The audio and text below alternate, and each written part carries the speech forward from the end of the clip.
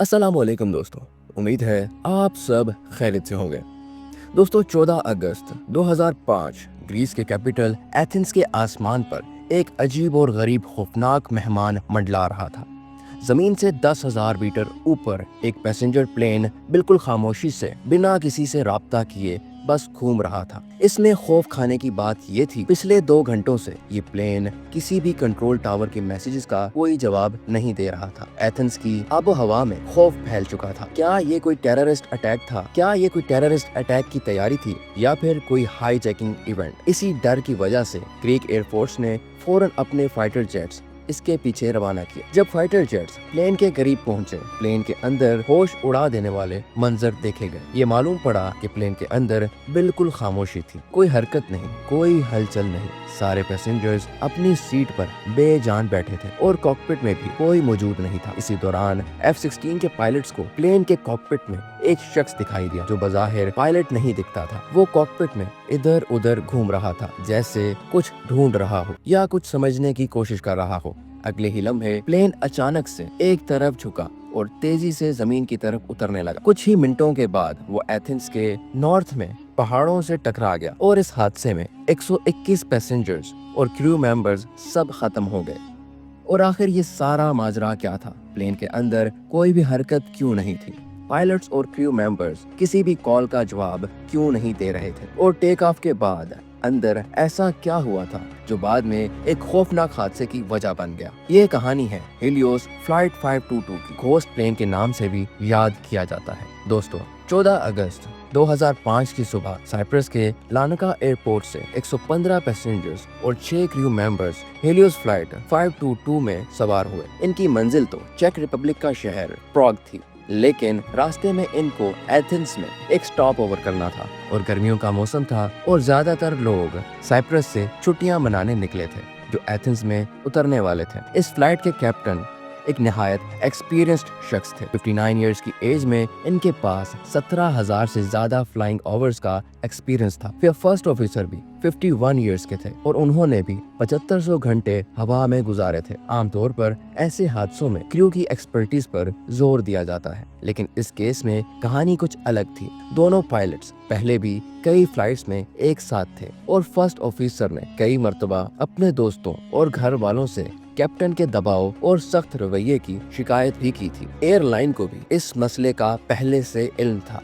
सिर्फ यही नहीं, फर्स्ट ऑफिसर की ट्रेनिंग रिकॉर्ड में भी ये बात सामने आई कि इन्हें चेकलिस्ट प्रोसीजर में परेशानी होती थी। ये एक ऐसी बात थी जो बाद में ज्यादा अहम साबित होने वाली थी। प्लेन एक 7 साल पुराना बोइंग 737-300 था। सुबह की ठंडी हवा में जहाज ने बिना किसी मसले के लानका एयरपोर्ट से टेक ऑफ किया। जैसे ही प्लेन 10,000 फीट से ऊपर गया, क्रू ने निकोसिया एयर ट्रैफिक कंट्रोल से राब्ता किया और कैप्टन ने 34,000 फीट की बुलंदी पर उड़ने की परमिशन मांगी, जो इनको मिल भी गई। मगर जैसे ही जहाज 12,000 फीट के अल्टीट्यूड तक पहुंचा तो अचानक कॉकपिट में एक अलार्म बजना शुरू हो गया। ये अलार्म वही था जो अक्सर टेक ऑफ से पहले जमीन पर बजा करता था जब जहाज की टेक ऑफ कॉन्फ़िगरेशन में कोई मसला हो। इसी वजह से ये दोनों पायलट्स हैरान थे कि वो इसे हवा में क्यों सुन रहे हैं। 90 सेकंड्स के बाद कैप्टन ने अपने एयरलाइन के ऑपरेशन सेंटर से राब्ता किया और उन्हें टेक ऑफ कॉन्फ़िगरेशन वार्निंग के बारे में बताया। उन्होंने ये भी कहा कि वेंटिलेशन कूलिंग फैंस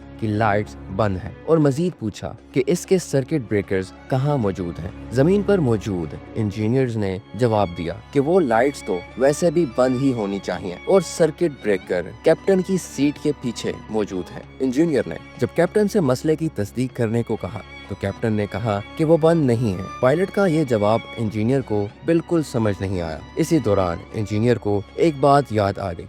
फ्लाइट से पहले इसी इंजीनियर ने जहाज की जांच की थी, क्योंकि इन सिस्टम के कंट्रोलर्स इन कंट्रोल्स के करीब ही थे जिनके बारे में कैप्टन उलझे हुए थे। इसी वजह से इंजीनियर ने कैप्टन से पूछा कि क्या प्रेशराइजेशन मोड ऑटो पर है या मैनुअल पर, लेकिन कैप्टन ने इसका जवाब देने के बजाय दोबारा वही सवाल दोहराया कि सर्किट ब्रेकर कहाँ मौजूद है। इस गुफ्तगू के दौरान प्लेन के अंदर पैसेंजर्स के ऑक्सीजन मास्क नीचे आ चुके थे। इसके थोड़ी देर बाद हीलियोस ग्राउंड ऑपरेशंस का प्लेन से राब्ता टूट गया था और देखते ही देखते जहाज 34,000 फीट पर पहुंच गया था और अब इससे राब्ता करने की तमाम कोशिशें नाकाम दिख रही थी। अब हेलियोस ऑपरेशन ने निकोसिया एयर ट्रैफिक कंट्रोल से राब्ता किया और कहा कि वो फ्लाइट 522 से कांटेक्ट करने की कोशिश करें। अगले 5 मिनटों तक कंट्रोलर ने जहाज से कनेक्ट करने की कोशिश की, लेकिन कोई जवाब नहीं आया। फिर कंट्रोलर ने फ्लाइट 522 के करीब एक दूसरे जहाज से कांटेक्ट किया और इनसे कहा कि वो फ्लाइट 22 से कांटेक्ट करने की कोशिश करें। फिर ये तरीका भी नाकाम रहा। इसी दौरान फ्लाइट 522 ग्रीक एयर स्पेस में बिना परमिशन के दाखिल हो चुकी थी और इसने अपना फ्लाइट प्लान जारी रखा। Nicosia air traffic control tower ने फ्लाइट 22 से इमरजेंसी फ्रीक्वेंसी पर राब्ता करने की कोशिश की, लेकिन यहाँ भी कोई जवाब नहीं आया। फिर उन्होंने ग्रीस में एथेंस एटीसी से राब्ता किया और पूछा कि क्या उनकी फ्लाइट 522 से राब्ता हुआ या नहीं, लेकिन बदकिस्मती से इनकी रेडियो कॉल्स का भी जहाज ने कोई जवाब नहीं आया। अब यहाँ पर 2 पॉसिबिलिटीज थी, या तो फ्लाइट 522 में कोई रेडियो ट्रांसमिशन का मसला हुआ है जिसकी वजह से वो कॉल सुन तो पा रहे हैं लेकिन उनके जवाब ट्रांसमिट नहीं हो पा रहे, या फिर दोनों पायलट्स होस्टेज बना लिए गए हैं। पहली पॉसिबिलिटी को नजर में रखते हुए एथेंस कंट्रोल टावर ने जहाज को नीचे उतरने की परमिशन दे दी, पर फ्लाइट 522 की तरफ से नीचे उतरने का कोई इशारा नहीं मिला। 20 से ज्यादा मरतबा कांटेक्ट करने के बावजूद जब कोई जवाब नहीं मिला तो मजबूरन एथेंस एटीसी ने ग्रीक एयर फोर्स से कांटेक्ट किया और उनको बताया कि फ्लाइट 522 बिना परमिशन के एयर स्पेस में दाखिल हुई है और मैसेजेस का जवाब भी नहीं आ रहा।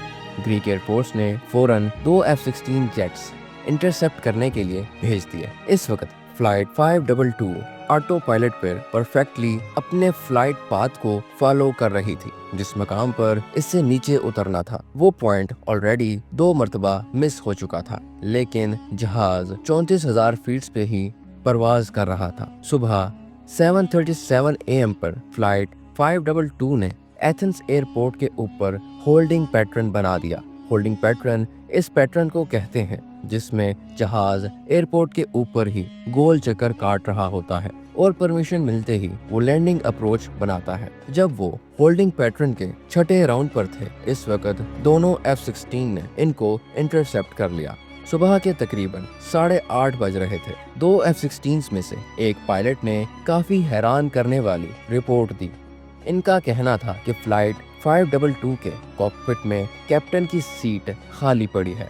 उन्होंने पैसेंजर्स कैबिन के अंदर भी देखा। दूसरी साइड की विंडोज लाइट की वजह से इनको कैबिन सही तरह नजर आ रहा था।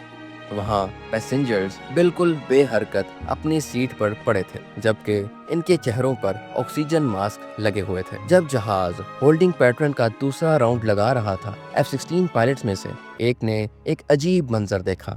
एक शख्स ने, जिसने हल्की नीली शर्ट और काली वेस्ट पहनी थी, कॉकपिट में दाखिल हुआ और कैप्टन की सीट पर बैठ गया। इसने हेडफोन्स पहने और इसने अपने हाथ सामने वाले प्लेन पर रख दिए। पायलट्स ने कॉकपिट में मौजूद शख्स को हाथ का इशारा किया, जिस पर उसने हाथ हिलाकर जवाब दिया। फिर कुछ ही लम्हों के बाद जहाज का लेफ्ट इंजन बंद हो गया, जिसके बाद प्लेन तेजी से लेफ्ट की तरफ झुका और जमीन की तरफ उतरने लगा। सुबह 9 बजे से थोड़ा पहले जहाज मजीद लेफ्ट तरफ मुड़ गया। इसके बाद इसका राइट इंजन भी बंद हो गया। तकरीबन 4 मिनटों के बाद वो एथेंस के नॉर्थ वेस्ट में पहाड़ियों से टकराकर तबाह हो गया। हादसे के फौरन बाद इन्वेस्टिगेटर्स काम पर लग गए। उन्होंने मलबे का मायना किया और उस इंजीनियर से भी सवाल किए जिसने हादसे से पहले प्लेन पर मेंटेनेंस का काम किया था।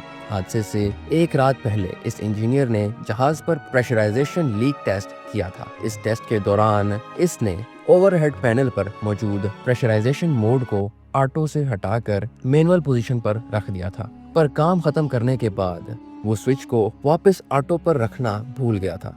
दोनों पायलट्स को अपनी प्री फ्लाइट ड्यूटीज में इस स्विच को चेक करना था, लेकिन उन्होंने गौर नहीं किया क्योंकि नॉर्मली वो स्विच ऑटो पर ही होता है। इनके पास मसले को पहचानने के लिए 2 और मौके भी थे, टैक्सी से पहले और टेक ऑफ करने के बाद, लेकिन वो हर मौका गवा बैठे। जब जहाज 12,000 फीट से भी ऊपर चला गया, कैप्टन को अल्टीट्यूड वार्निंग अलार्म बजना शुरू हो गया, लेकिन पायलट्स का ध्यान प्रेशराइजेशन सिस्टम के बजाय टेक ऑफ कॉन्फ़िगरेशन वार्निंग की तरफ चला गया। इसी गलत फहमी में उन्होंने वो प्रोसीजर्स शुरू कर दिए जो अमूमन टेक ऑफ से पहले रनवे पर किए जाते हैं, और ऐसे वो असली मसले को पूरी तरह नज़रअंदाज कर बैठे। इसी दौरान जहाज में ऑक्सीजन मास्क नीचे आ गए और पास ऑक्सीजन की लाइट जल पड़ी, लेकिन हाइपोक्सिया की शुरुआती असर की वजह से शायद उन्होंने इस पर भी ध्यान नहीं दिया। यही वो वक्त था जब कैप्टन और ऑफिसर बेहोश हो गए और 10 मिनट की ऑक्सीजन सप्लाई खत्म होने के बाद पैसेंजर्स और क्रू भी